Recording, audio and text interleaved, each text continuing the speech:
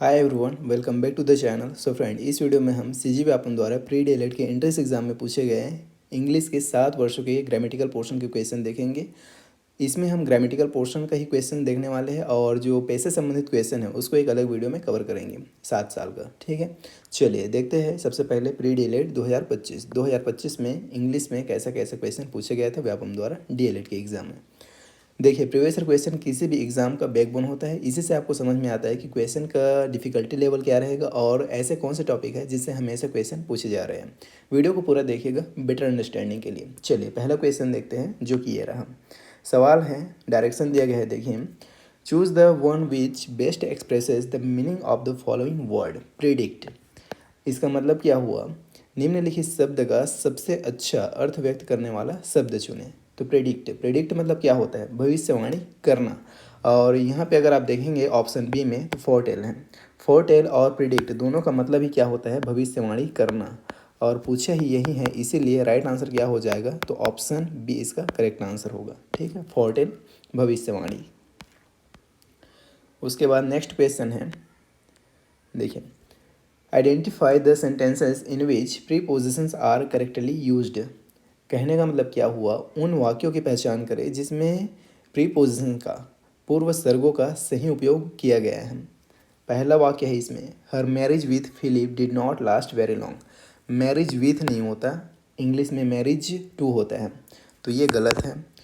अगला है, her marriage to Philip did not last very long. हाँ, ये क्या है? करेक्ट है। एक वाक्य तो ये हो गया। अगला है, when did your interest in social work begin. हाँ, इंटरेस्ट इन होता है अंग्रेजी में, ना कि इंटरेस्ट फॉर, तो ये भी गलत है और ये एल सही है। मतलब के और एल क्या है? करेक्ट है। ऑप्शन ए इसका सही आंसर हो जाएगा।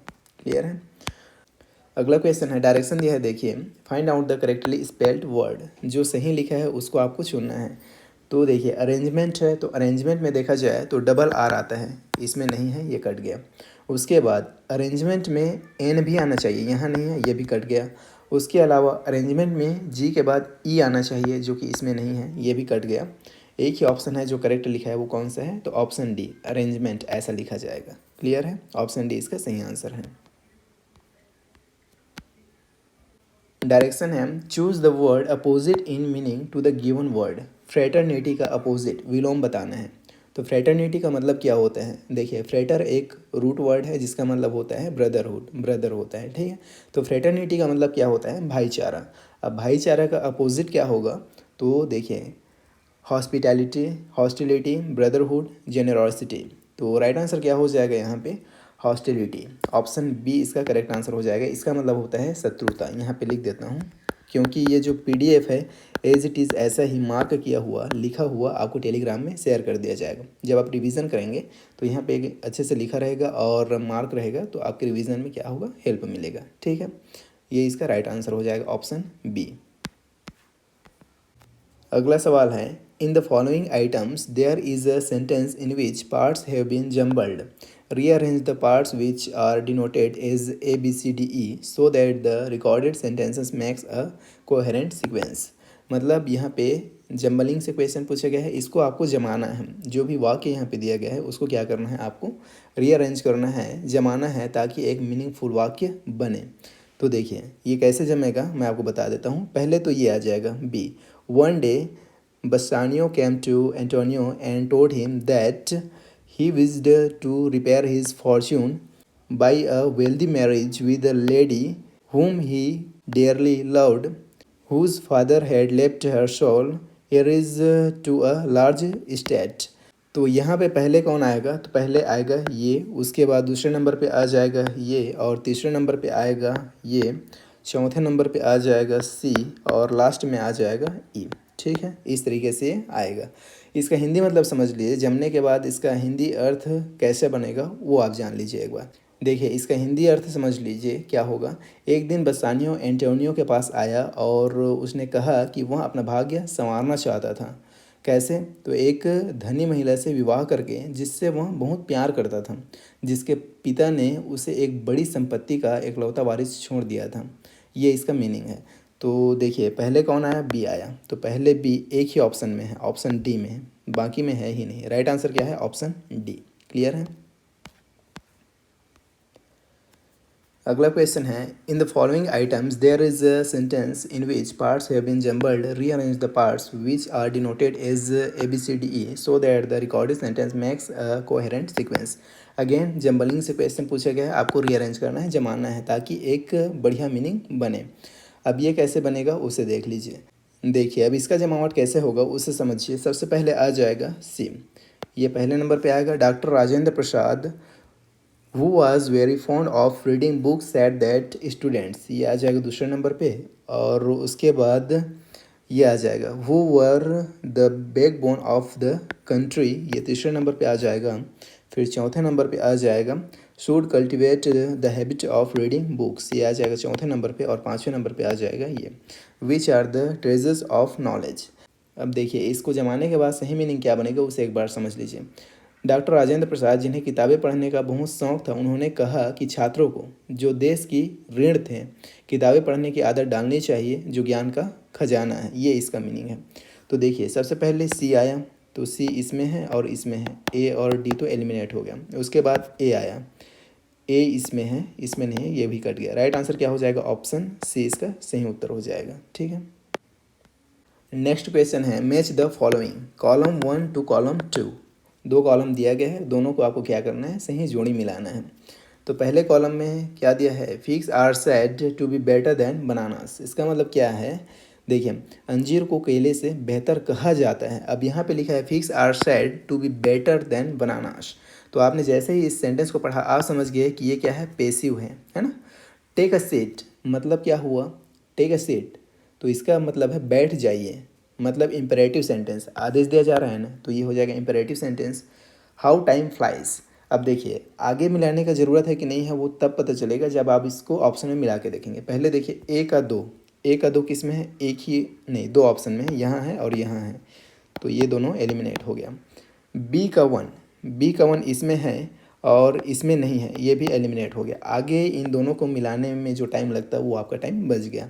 आपको क्या करना है? आंसर टिक करना है, आगे बढ़ना है, क्योंकि आपको टाइम भी मैनेज करना होता है एग्ज़ाम में। ठीक है, और ये तो बेहद ईजी है। अगर मिलाएंगे भी तो देखिए यहाँ पे ये मार्क देखिए आप, तो आप समझ गए ये क्या है? एक्सक्लेमेटरी सेंटेंस है, और जो बचा वो इसमें आ जाएगा। ठीक है, आप मिला भी सकते थे, आसान था।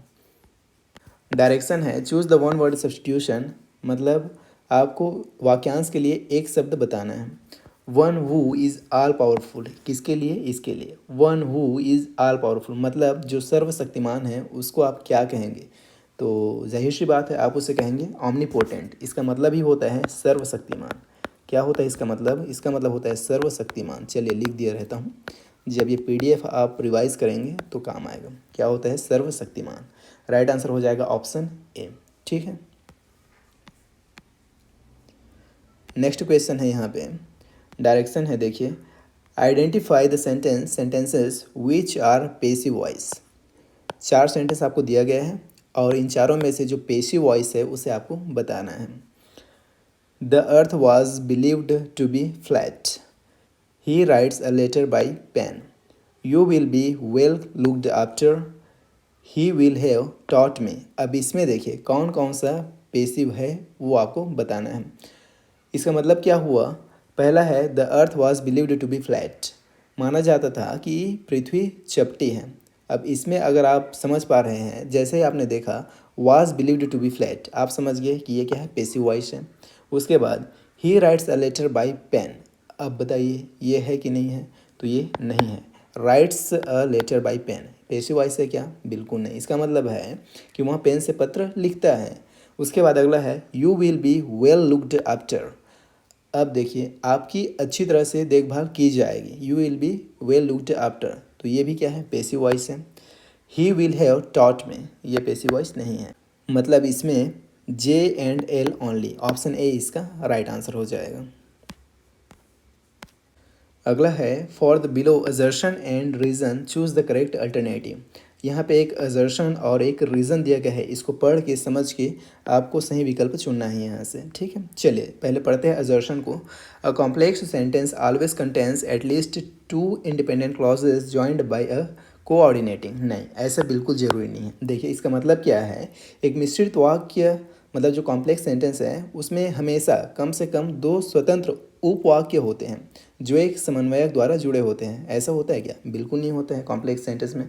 ये तो शुद्ध गलत है। रीज़न है a complex sentence is characterized by the presence of one independent clause and at least one dependent clause. हाँ, ये करेक्ट है।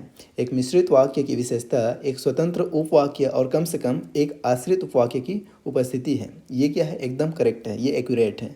तो इसमें देखो क्या हो जाएगा, ऑप्शन असर्शन फॉल्स है लेकिन रीज़न ट्रू है। ऐसा ऑप्शन कहाँ दिख रहा है आपको? हाँ, ऑप्शन डी में दिख रहा है, assertion is false and reason is true. Option D इसका राइट आंसर हो जाएगा। क्लियर है? तो इस तरह है प्री डीएलएड एंट्रेंस एग्जाम 2025 में व्यापम द्वारा पूछे गए इंग्लिश के 10 क्वेश्चन देख लिए। उसके बाद आगे बढ़ते हैं और देखते हैं 2024 में प्री डीएलएड के एंट्रेंस एग्जाम में पूछे गए इंग्लिश के क्वेश्चन। इसमें पहला क्वेश्चन ये रहा आपके सामने। देखिए सवाल है यहाँ पे, the horse who let me win the racing contest is a master athletic. Choose the correct subordinate clause. Subordinate clause चुनना है, आश्रित उपवाक्य चुनना है आपको। इसका मतलब क्या है? देखिए, वह घोड़ा जिसने मुझे दौड़ प्रतियोगिता जीतने दी एक शानदार एथलेटिक था। देखिए, the horse who let me win the racing contest is a master athletic नहीं होगा। The horse who let me win ये भी नहीं होगा, द हॉर्स भी नहीं होगा। क्या होगा? Who let me win the racing contest. ये क्या होगा? एक सबऑर्डिनेट क्लॉज होगा। ऑप्शन बी इस क्वेश्चन का राइट आंसर हो जाएगा। ठीक है, अगला क्वेश्चन है, they blank win the game but I doubt it. Choose the correct modal. यहाँ पे आपको करेक्ट मॉडल चुनना है। और जैसे ही आपने सेंटेंस पढ़ा आपने आई डाउट इट देखा, मतलब मुझे संदेह है। अब जब संदेह है तो एक ही मॉडल है जो यहाँ पे आ सकता है, वो क्या है? माइट। ऑप्शन ए इसका राइट आंसर हो जाएगा। क्लियर है? अगर क्षमता वगैरह के पर्सपेक्टिव से रहता तो कैन वगैरह आ जाता, लेकिन यहाँ पे क्या आएगा? माइट आएगा। ठीक है, चलिए नेक्स्ट क्वेश्चन है, choose the correct one word substitute for a person who knows everything. क्या करना है आपको? एक शब्द जो वाक्यांश दिया है उसके लिए एक शब्द बताना है। A person who knows everything मतलब क्या हुआ? वह व्यक्ति जो सब कुछ जानता हो उसे क्या कहेंगे? तो उसे कहेंगे ऑमनीसाइंट। क्या कहेंगे? ऑमनीसाइंट। ऑप्शन सी इस क्वेश्चन का राइट आंसर हो जाएगा। ऑमनीपोटेंट मतलब क्या होता था? तो इसका मतलब था सर्वशक्तिमान, जो ऊपर हमने देखा। और इसका मतलब क्या हो जाएगा? सर्वज्ञ। चलिए यहाँ पे लिख देता हूँ, इसका मतलब हो जाएगा सर्वज्ञ। और ऑमनीपोटेंट का तो ऊपर लिखा हुआ है, इसका मतलब होता है सर्वशक्तिमान। ठीक है, राइट आंसर हो जाएगा omniscient. Option C will be right answer. उसके बाद अच्छा इधर आ जाते हैं, 94 नंबर यहाँ है। देखिए सवाल है, choose the correct spelling. Spelling से सवाल आया है। A dish made from eggs fried with butter और oil in a frying pan. क्या बोल रहा है ये? अंडे से बना एक व्यंजन जिसे फ्राइंग पैन में मक्खन या तेल के साथ तला जाता है उसे क्या कहा जाता है? उसे कहा जाता है ऑमलेट। तो ऑमलेट का बेसिकली यहाँ पे आपको क्या बताना है? स्पेलिंग बताना है। तो ऑमलेट ए वाला तो होगा ही नहीं, इम्पॉसिबल। अब आपको ये बताना है कि ऑमलेट का स्पेलिंग कैसा होता है। ऑमलेट, ऑमलेट में ऐसा तो नहीं होगा, ये भी गलत है, ये भी गलत है। उसमें डबल टी होता है, याद रखेंगे। राइट आंसर क्या हो जाएगा? ऑप्शन डी, ऑमलेट का स्पेलिंग ये है। क्लियर है? उसके बाद अगला क्वेश्चन जो है वो कहाँ है? यहाँ है। अब यहाँ पे देखिए क्या बोल रहा है, read the following passage and answer the question from question number 95 to 100। 95 से लेके 100 नंबर के क्वेश्चन तक क्या करना है आपको? पैसेज को पढ़ के आंसर करना है। और पैसेज वाले क्वेश्चन को हम अलग किसी वीडियो में सॉल्व करेंगे। तो 2024 का ग्रामेटिकल पोर्शन वाला क्वेश्चन हमने देख लिया इंग्लिश का। अब आगे चलते हैं किसमें? 2023 में। ठीक है, आगे देखते हैं हम लोग 2023। ये आ गया CG Vyapam pre DElEd entrance exam में पूछा गया इंग्लिश का 2023 का क्वेश्चन। अब यहाँ पे देखिए 2023 का जो पहला क्वेश्चन है वो पैसेज से चालू हो रहा है। और पैसेज का क्वेश्चन कहाँ है? 91 से लेकर 94 तक। तो हम लोग सीधा 95 पे चलते हैं। ये आ गया 95, यहाँ से सॉल्व करते हैं। देखिए सवाल है, choose the correct spelling. Again spelling आपको चुनना है। ट्रैफिक कैसा लिखा जाएगा? ट्रैफिक का स्पेलिंग क्या होगा ये आपको बताना है। तो देखिए आप लिख कर भी देख सकते हैं ट्रैफिक। आप जब लिखेंगे तो आप सही स्पेलिंग तक आसानी से पहुंच जाएंगे। ट्रैफिक का सही स्पेलिंग क्या होता है? ऑप्शन ए इसका सही स्पेलिंग है। सवाल है, in a job advertisement many vacant posts have been advertised and the same advertisement has a clause that reads the candidate may apply for more than one post.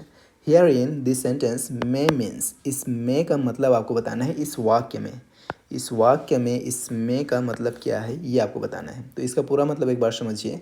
एक नौकरी के विज्ञापन में कई रिक्त पदों का विज्ञापन दिया गया है और उसी विज्ञापन में एक खंड है जिसमें लिखा गया है कि उम्मीदवार एक से अधिक पदों के लिए आवेदन कर सकता है।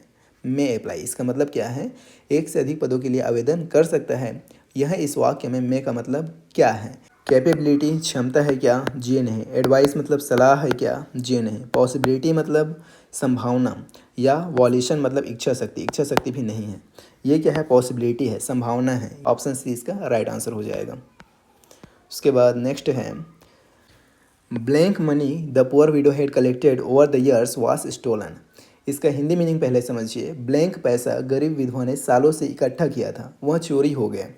तो यहाँ पे क्या आएगा इसमें से, ये आपको बताना है। तो देखिए लिटल, लिटल मतलब क्या होता है, न के बराबर। तो न के बराबर पैसा जो इकट्ठा हुआ तो वो चोरी हो गया, ऐसा तो नहीं है भाई। चोरी हुआ है तो कुछ तो रहा होगा। अ लिटल, अ लिटल का मतलब क्या होता है, थोड़ा होता है, थोड़ा, बहुत थोड़ा, ठीक है। तो ये भी नहीं होगा। फिर है द लिटल और सम, दोनों में से क्या आएगा ये आपको बताना है।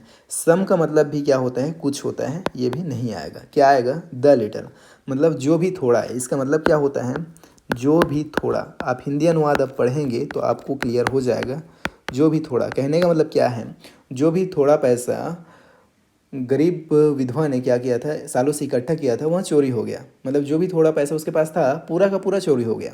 तो सबसे सुटेबल कौन सा है, द लिटल। ऑप्शन सी इसका राइट आंसर हो जाएगा, ठीक है।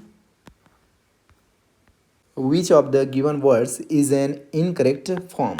जो गलत है उसे आपको बताना है, इनकरेक्ट है उसे आपको बताना है, जो गलत रूप में है वो आपको बताना है। देखिए इनजस्टिस होता है, अनजस्ट होता है, अनजस्टिस जैसा कुछ नहीं होता है। नन ऑफ द अबव नहीं होगा, क्योंकि इसमें ये ऑप्शन है ना जो कि इनकरेक्ट फॉर्म में है। ऑप्शन सी इसका राइट आंसर हो जाएगा। क्लियर है, चलिए अगला देखते हैं। A medicine that destroys bacteria is, मतलब वह दवा जो बैक्टीरिया को नष्ट करती है क्या कहलाता है, वो कहलाता है एंटीबायोटिक। सबको पता है एंटीबायोटिक, इसको हिंदी में कहा जाता है प्रतिजैविक, शायद ऐसे ही कहते हैं ना, हाँ प्रतिजैविक कहते हैं, ठीक है, एंटीबायोटिक। ऑप्शन ए इसका राइट आंसर हो जाएगा। Read the following statements. I saw him steel the money. दूसरा स्टेटमेंट है I saw him stealing the money. अब देखो कौन इसमें करेक्ट है वो आपको बताना है। तो पहला है I saw him steel the money. इसका मतलब क्या है, मैंने उसे पैसे चुराते हुए देखा। इसका मतलब क्या है, ये पूरी क्रिया है जो कि करेक्ट है। अगला है I saw him stealing the money, मतलब क्या हुआ इसका, मैंने उसे पैसे चुराते हुए देखा। ये जारी क्रिया है जो कि करेक्ट है। तो दोनों करेक्ट हैं, both 1 and 2 are correct. Option C इसका राइट आंसर हो जाएगा। क्लियर है। तो इस तरीके से 2023 का भी हमने देख लिया। आगे हम देखते हैं 2022 का क्वेश्चन। 2022 में इंग्लिश में कैसा कैसा क्वेश्चन पूछे गए थे प्री डीएलएड के एंट्रेंस एग्जाम में, उसे देखते हैं। पहला क्वेश्चन है choose the correct antonym of the given word. Kith, इसका आपको एंटोनिम, एंटोनिम मतलब होता है विलोम, इसका विलोम आपको बताना है। तो पहले तो ये समझिए कि किथ का मतलब क्या होता है। इसका मतलब मैं यहाँ पे लिख देता हूँ। इसका मतलब होता है परिचित। क्या होता है, परिचित, या फिर मित्र भी बोल सकते हो, परिचित मित्र, ठीक है। तो इसका विलोम क्या होगा, स्ट्रेंजर्स। स्ट्रेंजर्स मतलब क्या होता है, अजनबी। इसका मतलब क्या होता है, इसका मतलब होता है अजनबी, ठीक है, ये होता है। तो राइट आंसर हो जाएगा ऑप्शन ए, ठीक है। अगला सवाल है transform the given sentence into complex sentence. इसका मतलब क्या हुआ, क्या करने के लिए बोल रहा है ये बोल रहा है कि दिए गए वाक्य को मिश्रित वाक्य कॉम्प्लेक्स सेंटेंस में बदलो। क्या सेंटेंस है, we have informed her of her success. इसका मतलब ये हुआ कि हमने उसे उसकी सफलता की सूचना दे दी है। तो we have informed her of her being successful, ये तो नहीं होगा। She has been informed by us of her success, correct लग रहा है। अगला है we have informed her that she has succeeded. She has been informed that she has succeeded. अब इसमें कौन सा सही है, तो देखो इसमें सही है ऑप्शन सी, सबसे ज़्यादा अप्रोप्रिएट। वी हैव इन्फॉर्म्ड होगा her that she has succeeded. Option C इसका सही उत्तर हो जाएगा। ठीक है, इसका मतलब क्या होगा, तो देखो हमने उसे सूचित किया है कि वह सफल हो गई है, ये हो गया इसका मतलब। ऑप्शन सी इस क्वेश्चन का राइट आंसर हो जाएगा। क्वेश्चन है, choose one of best expresses the given sentence in indirect और direct speech. He said to us, why are you all sitting about there doing nothing. कहने का मतलब क्या है, क्या करना है आपको, आपको वह विकल्प चुनना है जो दिए गए वाक्य को अप्रत्यक्ष या इनडायरेक्ट भाषण में सबसे अच्छी तरह से व्यक्त करता है। वाक्य क्या दिया गया है यहाँ पे, वाक्य है he said to us, why are you all sitting about there doing nothing. तो देखो क्या हो जाएगा, सीधा मैं आपको आंसर पे लेके चलता हूँ। इसका आंसर हो जाएगा option C, he asked us why we were all sitting about there doing nothing. ठीक है, ऑप्शन सी इसका राइट आंसर हो जाएगा इनडायरेक्ट स्पीच का। क्वेश्चन है, change the voice of the sentence. Sentence का आपको वॉइस चेंज करना है। सेंटेंस दिया गया है, we will not allow them to run away. ठीक है, इसका मतलब क्या है कि हम उन्हें भागने नहीं देंगे। इसका वॉइस चेंज करेंगे तो क्या हो जाएगा, they will not be allowed to run away by us. यही इसका राइट आंसर हो जाएगा, ऑप्शन ए ही करेक्ट है। उन्हें हमारे द्वारा भागने की अनुमति नहीं दी जाएगी, ये इसका हिंदी मीनिंग हो जाएगा। क्लियर है। Choose the correctly punctuated sentence. सही विराम चिन्ह का जिस वाक्य में प्रयोग हुआ है उसे आपको चुनना है। तो देखिए, well we have finished our work for the day. यहाँ पे वेल के बाद ये आना चाहिए, जो कि नहीं है, ये गलत है। Well we have finished our work for the day, यहाँ पे ये ज़बरदस्ती आ गया, ये भी गलत है। Well we have finished our work for the day. Okay, ठीक लग रहा है। उसके बाद अगला है, well we have finished our work for the day. Question mark ज़बरदस्ती आ गया, एक्सक्लेमेशन मार्क आ गया, तो ये भी क्या है, गलत है। सही पंक्चुएशन का इस्तेमाल किस में हुआ है, तो ऑप्शन सी में। Option C will be right answer.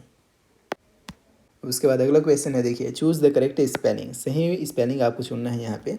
तो अमेचर ये नहीं होगा, ये भी नहीं होगा, ये भी गलत है। सही स्पेलिंग कौन सा है, तो ऑप्शन सी सही है, अमेचर। राइट आंसर क्या हो जाएगा, ऑप्शन सी इसका सही आंसर हो जाएगा। इसका मतलब क्या होता है, तो इसका मतलब होता है शौकिया। लिख दिया रहता हूँ, काम आएगा, क्या पता आगे एग्जाम में और पूछ दिया जाए। ठीक है, ऑप्शन सी इसका सही आंसर हो जाएगा।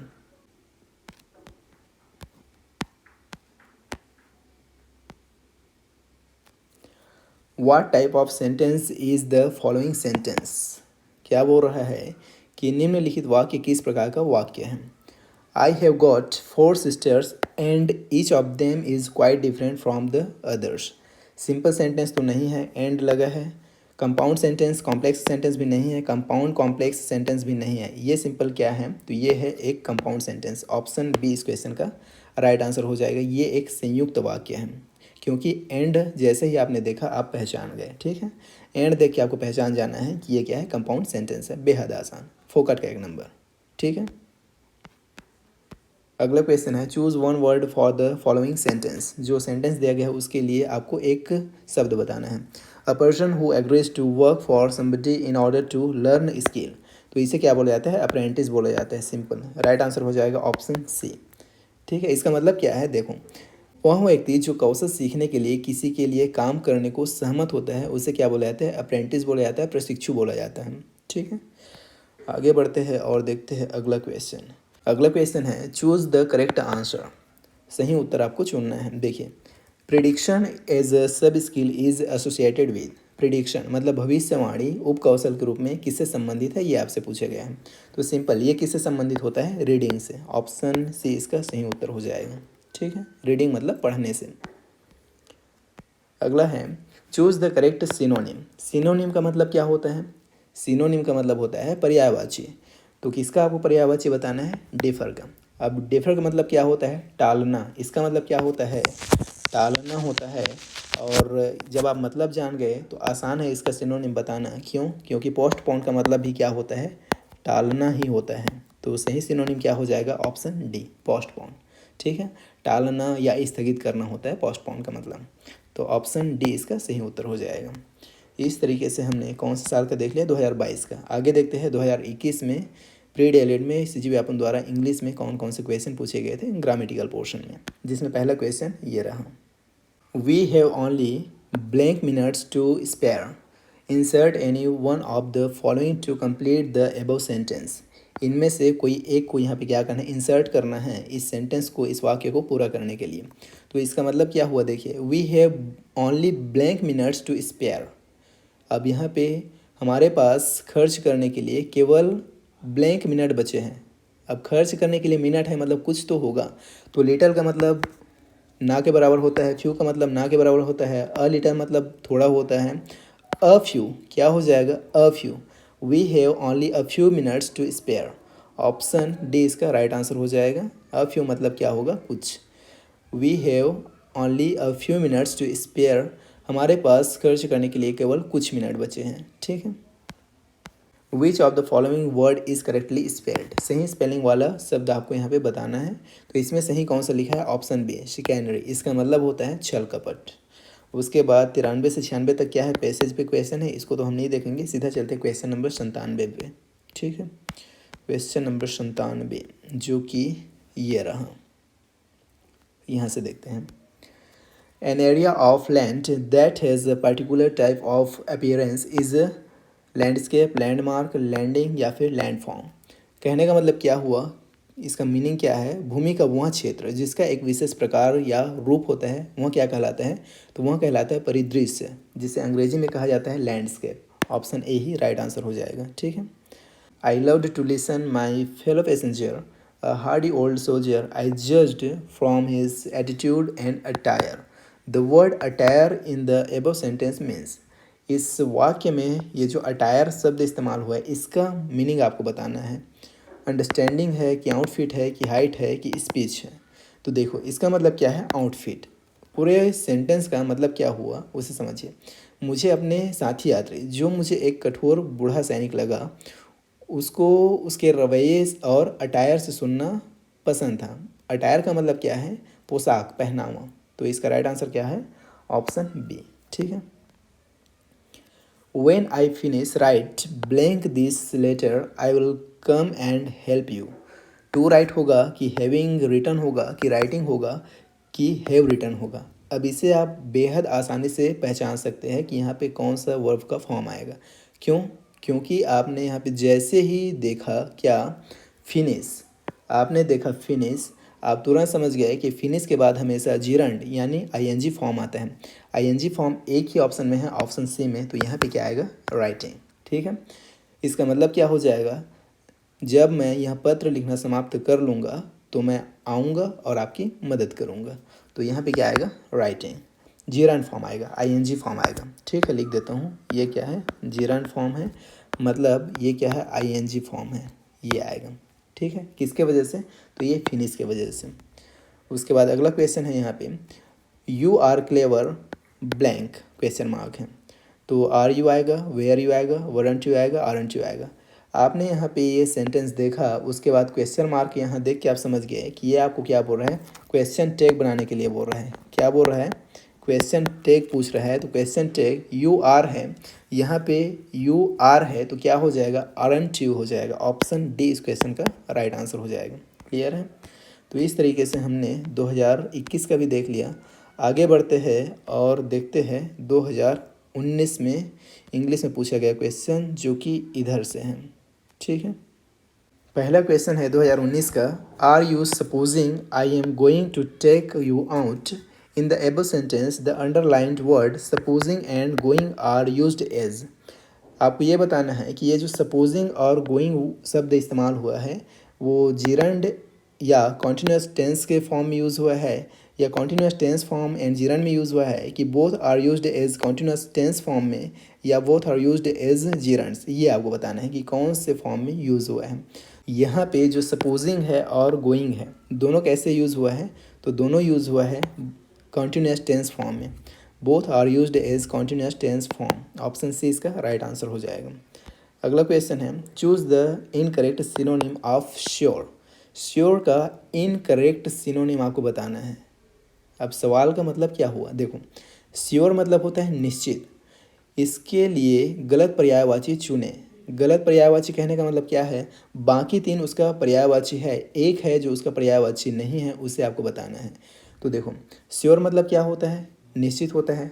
कॉन्फिडेंट मतलब क्या होता है, आत्मविश्वासी होता है, तो ये तो पर्यायवाची है।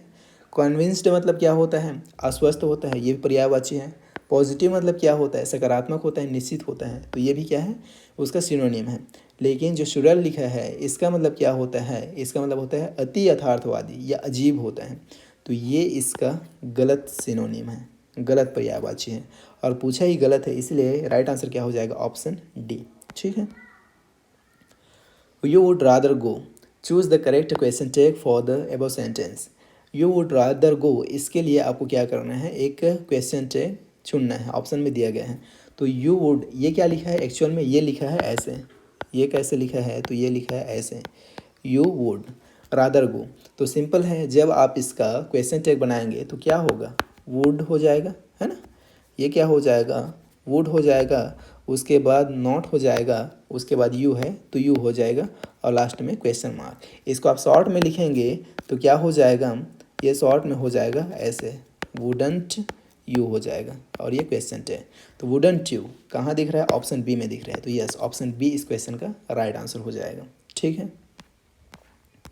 The one word substitution to give somebody the wrong idea or impression and make them believe something that is not true is, इसके लिए आपको वन वर्ड सब्स्टिट्यूशन बताना है।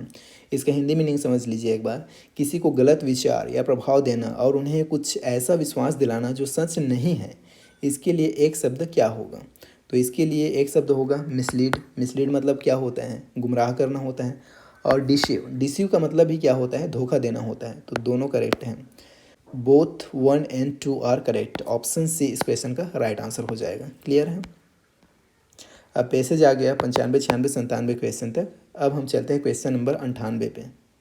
क्वेश्चन नंबर 98, अब यहाँ पे देखो, क्वेश्चन नंबर 98 से 100 तक के लिए डायरेक्शन है, निर्देश है। निर्देश क्या है, in each question there is a passage of 6 sentences, the first and the sixth are given in the beginning, the middle 4 sentence in each have been jumbled up and labelled as PQRS, find out the proper order for the 4 sentences, choose the most appropriate logical order. Again ये jumbling से question है और इसको आपको proper logical order में क्या करना है, जमाना है। अब इस टाइप का जो क्वेश्चन है ये बहुत क्या है, पुराना हो गया है, 2019 का क्वेश्चन हम कर रहे हैं। ऐसा क्वेश्चन वर्तमान में नहीं आ रहा है, हालांकि इसका मैं आंसर टिक कर दे रहता हूँ, आप लोग इसे पढ़ लेना, इसको हम यहाँ पे सॉल्व नहीं करेंगे। ठीक है। चलिए, जो 98 है इसका राइट आंसर है बी। उसके बाद अगला क्वेश्चन भी सेम ऐसा ही है, जिसका राइट आंसर क्या हो जाएगा 99 का, तो इसका हो जाएगा ऑप्शन डी करेक्ट है। और उसके बाद अगला जो क्वेश्चन है, क्वेश्चन नंबर 100, जो ऐसा ही क्वेश्चन है, इसका राइट आंसर हो जाएगा यहाँ पे ए। ठीक है, आप लोग इसे पढ़ लेना। ऐसा क्वेश्चन अभी फ़िलहाल नहीं आते हैं, ये बहुत आज से 6-7 साल पहले का क्वेश्चन पैटर्न था। हाँ, बाकी जो अदर ग्रामर वाला क्वेश्चन है वो इंपॉर्टेंट है, वैसे क्वेश्चन तो अभी भी पूछा ही जाता है और आगे भी पूछे जाएंगे। ठीक है। अब आगे हम देखते हैं CG व्यापम द्वारा प्री DLED के एंट्रेंस एग्जाम 2018 में पूछे गए इंग्लिश के ग्रामेटिकल पोर्शन के क्वेश्चन। पहला क्वेश्चन है, चूज द करेक्ट सेंटेंस, सही वाक्य आपको यहाँ पे चुनना है। She hasn't yet seen the president, उसने अभी तक राष्ट्रपति को नहीं देखा है, यही करेक्ट है। यही क्या है, करेक्ट है, she hasn't yet seen the president, option A ही इसका सही उत्तर हो जाएगा। अगला है, choose the most appropriate antonym for the word mournful. इसके लिए आपको क्या बताना है, तो एंटोनिम बताना है। एंटोनिम मतलब विलोम बताना है। मॉर्नफुल का मतलब क्या होता है, तो इसका मतलब आप लोग याद रखेंगे, शोकपूर्ण होता है। क्या होता है, शोकपूर्ण। और यहाँ पे जो जॉयस है, इसका मतलब क्या होता है, इसका मतलब होता है आनंदपूर्ण। तो विलोम बताना है, तो इसका करेक्ट एंटोनिम क्या हो जाएगा, जॉयस हो जाएगा। ठीक है, ऑप्शन डी इस क्वेश्चन का राइट आंसर हो जाएगा। अगला क्वेश्चन है, rearrange the parts of sequence labelled 1 2 3 4 to produce the correct sentence, choose the correct sequence. यहाँ से चालू होगा राजेश से, आप सिर्फ यहाँ से चालू करना चाहेंगे ऑप्शन से तो जमेगा ही नहीं वर्ड। ठीक है, आपको राजेश बोल के चालू करना है। देखिए क्या दिया गया है, Rajesh Rama who studied in the same school paid the fees of his friend who was rich. तो ये कैसे बनेगा उसे देखिए, आप कैसे बोलेंगे, राजेश हु वाज रिच, कैसे बोलेंगे, Rajesh who was rich paid the fees of his friend Rama who studied in the same school. कैसे बना, तो ये पहले नंबर पे आया, ये दूसरे नंबर पे, ये आया तीसरे नंबर पे, ये आया चौथे नंबर पे। ठीक है, इसका हिंदी मीनिंग क्या बना, तो राजेश जो अमीर था उसने अपने दोस्त रामा की फ़ीस चुकाई जो उसी स्कूल में पढ़ता था, ये बनेगा। ठीक है, तो देखिए पहले कौन आया, 4 आया, पहले 4 इसमें है, बाकी किसी में नहीं है, सब एलिमिनेट हो गया। राइट आंसर क्या हो जाएगा, ऑप्शन ए, ये क्या है, करेक्ट है। उसके बाद देखिए क्वेश्चन नंबर 94 से 96 तक क्या है, पैसेज वाला क्वेश्चन है। हम लोग चलते हैं कहाँ, क्वेश्चन नंबर 97 पे। देखते हैं क्वेश्चन नंबर 97 क्या कहता है। ये रहा 97। क्वेश्चन है यहाँ पे, rearrange the parts of sentence labelled 1 2 3 and 4 to produce the correct sentence, choose the correct sequence. आपको अगेन इसे क्या करना है, रीअरेंज करना है, जमाना है। सेंटेंस क्या दिया है, the doctor prescribed some antibiotics having examined the patient for over an hour. देखिए ये कैसे बनेगा, तो सबसे पहले आएगा ये वाला, ये आएगा पहला, having examined the patient for over an hour the doctor prescribed some antibiotics. ठीक है, इसका मतलब क्या होगा, तो मतलब आप समझिए, हिंदी मीनिंग समझना बेहद ज़रूरी है, तभी ये समझ में आएगा। इसका हिंदी मीनिंग क्या होगा, मरीज़ की जांच करने के बाद 1 घंटे से अधिक समय तक डॉक्टर ने कुछ एंटीबायोटिक्स लिखी, ये होगा इसका हिंदी मीनिंग। तो सबसे पहले कौन आया, 3 आया, पहले 3 इसमें है, बाकी किसी में नहीं है। ठीक है, ऑप्शन ए इसका सही उत्तर हो जाएगा। क्लियर है। अगला क्वेश्चन है, when the rain stopped the players came out and the match started again, the above sentence is an example of. ये किसका उदाहरण है, ये आपसे पूछा गया है, सिंपल सेंटेंस का या कंपाउंड सेंटेंस का या कॉम्प्लेक्स सेंटेंस या नन ऑफ द अबव, ये आपको बताना है। तो देखिए इसका मतलब क्या हुआ, जब बारिश रुकी तो खिलाड़ी बाहर आए और मैच फिर से शुरू हो गया। अब ये एक्चुअल में किसका उदाहरण है, कंपाउंड कॉम्प्लेक्स सेंटेंस का एग्जांपल है, लेकिन ऑप्शन में ऑप्शन है ही नहीं कंपाउंड कॉम्प्लेक्स सेंटेंस का, तो इसे हम किस में रखेंगे, कॉम्प्लेक्स सेंटेंस में रखेंगे। ठीक है, ऑप्शन सी इस क्वेश्चन का राइट आंसर होगा। व्यापम ने इसे ही इसका राइट आंसर दिया था। ठीक है, चलिए अगला क्वेश्चन देखते हैं, क्वेश्चन नंबर 99, जो कि ये रहा। अगेन इसको क्या करना है, रीअरेंज करना है, जमाना है। क्या बोल रहा है question, rearrange the parts of sentence labeled 1 2 3 and 4 to produce the correct sentence. I saw a dead bull while walking across the street yesterday. अब इसे आप आई सॉ से पढ़ने स्टार्ट करेंगे तभी ये सेंटेंस बन पाएगा। आप सिर्फ ऑप्शन से इधर से पढ़ने स्टार्ट करेंगे तो गड़बड़ है। ठीक है, देखिए इसका सही अरेंजमेंट क्या होगा, I saw a dead bull while walking across the street yesterday, ये जमा हुआ है। सबसे पहले ये आएगा, फिर दूसरे नंबर पे आएगा, फिर तीसरे नंबर पे आएगा और ये चौथे नंबर पे आएगा। मतलब सही क्रम क्या होगा, तो ऑप्शन डी 1 2 3 एंड 4, यही क्या है, करेक्ट सीक्वेंस है इसका। इसका हिंदी मीनिंग क्या होगा, मैंने देखा एक मरा हुआ सांड पार करते समय, किसको पार करते समय, सड़क पार करते समय कल, ये इसका हिंदी मीनिंग होगा। ठीक है, लास्ट क्वेश्चन है इस क्लास का, choose the most appropriate one word substitution for that which catches fire quickly. That which catches fire quickly, इसके लिए आपको एक शब्द बताना है। तो इसका हिंदी मीनिंग क्या हुआ इस वाक्य का, वह जो जल्दी आग पकड़ लेता है उसे आप क्या कहेंगे, उसे आप कहेंगे इन्फ्लामेबल। क्या कहेंगे, इन्फ्लामेबल। ऑप्शन सी इस क्वेश्चन का राइट आंसर हो जाएगा। इसका मतलब हिंदी मतलब क्या होता है उसे यहाँ पे मैं लिख देता हूँ। इसका मतलब होता है ज्वलनशील। क्या होता है, ज्वलनशील। ठीक है, ज्वलनशील। तो इस तरह से इस वीडियो में हमने सीजी प्री डायलेट के एंट्रेंस एग्जाम में व्यापम द्वारा पूछे गए 7 वर्षों के इंग्लिश के ग्रामेटिकल पोर्शन के क्वेश्चन देखे, प्रीवियस क्वेश्चन देखे। एंड डेफिनेटली अगर आपने इस वीडियो को यहाँ तक देखा है तो आप काफ़ी चीज़ें समझ पाए होंगे और वीडियो आपको पसंद आया है, ज़रा सा भी कुछ समझ में आया है तो वीडियो को लाइक ज़रूर करेंगे और कमेंट में बताएंगे कि आगे आप किस टॉपिक पर वीडियो देखना चाहते हैं, उस पर हम वीडियो लाएंगे।